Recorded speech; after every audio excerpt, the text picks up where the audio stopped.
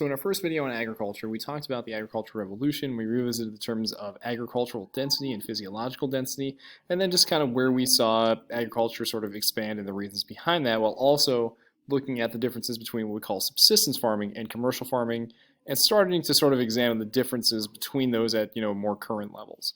So this time we're looking at the idea of what really shapes what are in people's diets, what people eat, and access to food, or what we call food security, is what we're going to kind of look at today.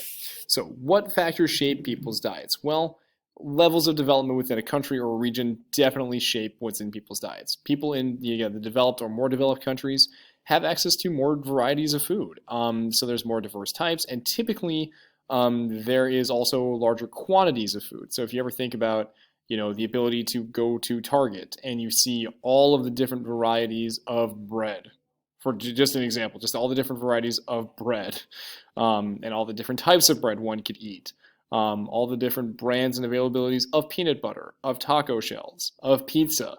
Think of things like that, compared to a local farmer's market, or again, if you're a subsistence farmer who has to essentially eat the same 3 or 4 foods, or 3 or 4 types of foods without a whole lot of different variety, obviously helps to show that. So less developed countries or developing countries do not have much food variety, and often their levels of food consumption are very low in terms of the fact that they may not be able to afford to overeat, or may not even have the ability or the means to produce as much to overeat. So those are kind of some of the ideas here. So also some of the other differences, developed or more developed countries consume more meat for protein, while less developed or developing countries, they rely mostly on grains to get their protein, which we'll kind of see here in a map in a few minutes.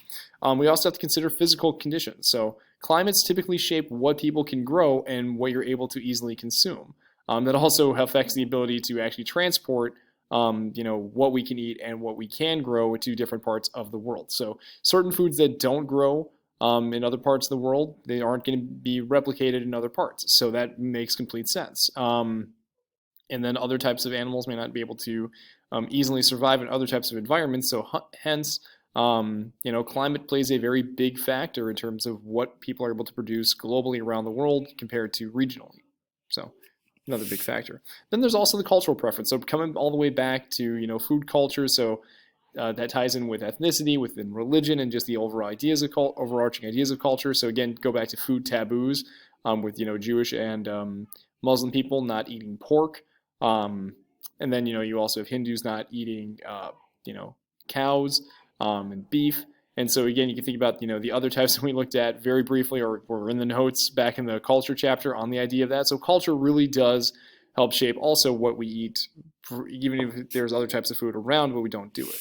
So all this combines to what we call our dietary energy consumption, or the amount of food that an individual consumes. So essentially, this is what we talk about with calories, okay? It's the dietary energy that we ingest that goes into our systems, okay? So most of our calories, this is the global stat here, come from grains. So, that's really what it comes down to, okay? Cereal or cereal grains. And so the big 3 of that are wheat, rice, and corn/maize. That's 40% of all dietary energy consumption worldwide. Obviously, you can pinpoint different specifics throughout the globe. But, I can easily say, as somebody who eats bagels almost every single morning for breakfast, and I have sandwiches almost every single day for lunch, yeah, wheat is a very large part of my diet, on top of the fact that I also eat a lot of spaghetti. So there is your example from me, okay? Rice and corn, not as much, but, I still eat those too, okay? So the wheat is primarily found in developing areas of Europe and North America, grown in dry areas. Rice in developing parts of the world, so that's South and Southeast Asia. So think places that have monsoons. So India, Myanmar, Vietnam, Laos, Cambodia, China. Those are areas that were very rice dependent. And then corn and maize.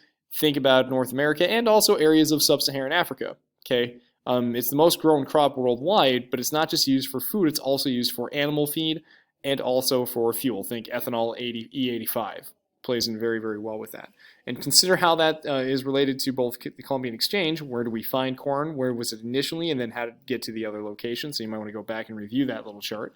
And then also think about this in terms of sustainability when we're growing certain crops over for more than just our own food consumption, but for other reasons. So here's kind of your thing globally, leading food energy sources. So wheat, again, very much throughout the Americas, North Africa, Europe, parts of the Middle East. Rice here in South and Southeast Asia. Maize, think, Central America here, and then also Sub-Saharan Africa from, Ethiopia down into South America, right? Then your other leading types of food and energy sources, I'm not sure what they are here. That's a great question if you're thinking it. I don't know it. But that's a really good thing to think about. So percent of protein that comes from meat. So again, your areas that are very much high on the protein scale. So the United States, probably not a very big thing, especially when you talk about the amount of beef that we eat, chicken, turkey, things of that nature. Play very large roles in the sense that the United States is very heavy here. And so that also fits in with South and Central America too, compared to your other leading energy sources. So again, your cereal grains, wheat, rice, things of that nature. Okay, so while leading food energy source might be wheat, okay, the percent from protein is very large in these parts of the world. Not so much again from Central and Sub-Saharan Africa. But as we overlay it with another map here that we'll see in a few minutes, that might make sense, or it might make more sense when we see the next map. Okay, so how does this connect to food security and food issues? So what we call with food security is the physical, social, and economic access, so all three, or even just one of the three or two of the three, at all times to safe and nutritious food that meets dietary needs and the ability to lead a healthy and active lifestyle. Okay, so this is really, really key, because it's physical access, which means you have the ability to get it, social aspect, which means it's socially acceptable, and economic, which means you have the money in order to get safe and nutritious food. That doesn't mean that I can just go, down to the gas station and I can just buy as many candy bars as I want, or the dollar store as much as I want. Guess what? Yes, it's cheaper, but that doesn't mean that that makes it safe or nutritious. Okay, not all food is healthy for us, or especially in large amounts. Okay. So, 1 in every 10 people on the planet has a food security issue based on these accesses. Okay, and as we've unfortunately seen here in the United States as a result of the pandemic, those numbers are growing with food security, undernourishment, things of that nature. Those have been growing, especially here even in Minnesota and also among youth. This number has been rising since the pandemic. Okay. Typically, again, this is, a very different range depending on different people. Okay, the number of calories needed per day for moderate physical activity to live a somewhat healthy lifestyle is around 1,800. And again, that varies based on height, size, age, weight, things of that nature. Somebody like me who runs a lot, I need more than 1,800 calories. Anyone who's, more than moderately physically active like you, if you're in a sport or if you're constantly moving for your job, very physical, extraneous activity, you're going to need more. Okay, than 1,800. Okay, average calorie consumption worldwide. So if you think, if we only need about 1,800 and we're eating 1,000, maybe that explains some of the health issues with obesity. Yeah, that does explain a little bit. So the average calorie consumption in more developed or developing countries is 3,600. So about double the daily need of what we actually need. Okay, and in the United States, again, relatively on average, this is even higher. Okay, in less developed countries, okay, it's about 2,600, and then Sub-Saharan Africa, 2,400. So again, you're kind of seeing the differences in the amount of calories available for people throughout the globe. So when we don't have the amount of calories in our diet that we need, okay, when it's continuously below the minimum, then we are considered, that's what we designed to be undernourished. It's not a daily thing, it is continually. So this is day in, day out, week in, week out, month in, month out, year by year sort of issues in order to live a healthy, active lifestyle. Because guess what?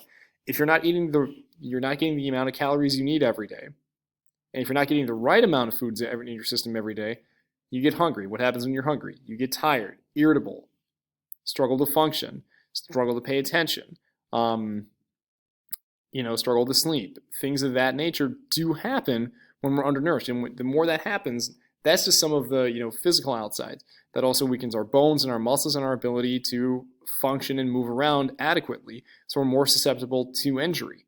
So this is why this stuff is really, really important. Okay, 99% of those who are considered undernourished are in developed or less developed countries. So when we talk about most food security issues globally, they're happening in those developing countries, with the highest number in India and the largest region, so pulling it out to a larger scale, all right, or I should say smaller scale, no, larger scale, yeah, are East Asia and Sub-Saharan Africa and also East Africa. Although worldwide this number is decreasing, so we're saying that 99% of the undernourished and those dealing with food security issues are in these parts of the globe. Okay? Typically, the higher percentage of your income that is spent on food, the more likely you are to deal with food security and undernourishment. So that means that, if I am spending 40%, so if I'm spending a higher percentage of my income on food than I am on housing, on travel, things of that nature, that means I don't have enough money to be spending on other things. Okay? So for me, I'll be perfectly honest. The majority of the money I spend is on rent and student loans. Food is probably like the third biggest expense, and it's definitely not, a very large part of my income. Okay, in relative comparison. Well, for others, that is the number one thing that they have to spend their money on globally. All right. So again, the more money you're spending, the more likely you are to be undernourished. And so that's related to cost of food. Okay. Which increases due to growing populations because as food becomes less available, it becomes more expensive. There's also poor weather that hurts the ability to grow crops, again, leading to higher costs. Using food for other purposes, or lack of transportation to get healthy food or to transport it leads to those higher costs, as well as the fact that it costs more to buy actual healthy food.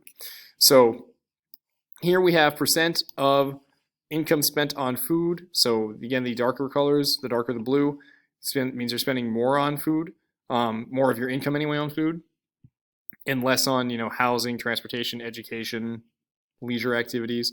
And then you also have your percent undernourished. And there is a very large amount of overlap on here, not completely, but you also see that there's a lot of areas on here that are no data. So again, Sudan, Saudi Arabia, the Congo, okay, compared with a lot of the areas of Sub-Saharan Africa that are, again, undernourished at the same time where we also see it lying here undernourished and also spending high incomes on food.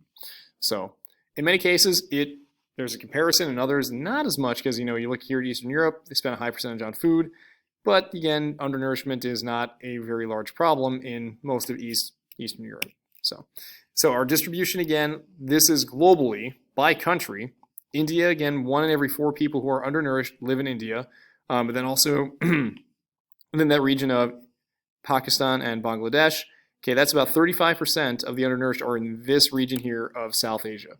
Okay, right there. China, okay, other parts of Sub-Saharan Africa. So you can kind of see those numbers kind of steady.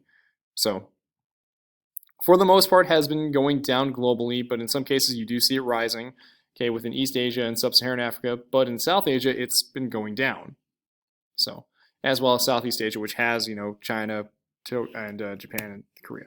So, one thing to consider, do you see any patterns between, okay, where we're spending our food, or who's spending their food, and also where we're seeing the undernourished, okay? And one other thing to consider also, and I don't think I put it on this, okay, is what kind of food are they getting, okay? If you're more likely to be spending your food on protein, or getting your protein meat, or if you're getting your protein from meat, then you're probably also doing pretty well with not having to deal with issues of being undernourished, typically. All right, so if we can be eating more chicken and steak, it probably means that we're better off, but that's, again, as a country, not as individual parts of society. We'll take deeper looks here in the United States later on in this chapter, and also into the urban patterns and issues later on.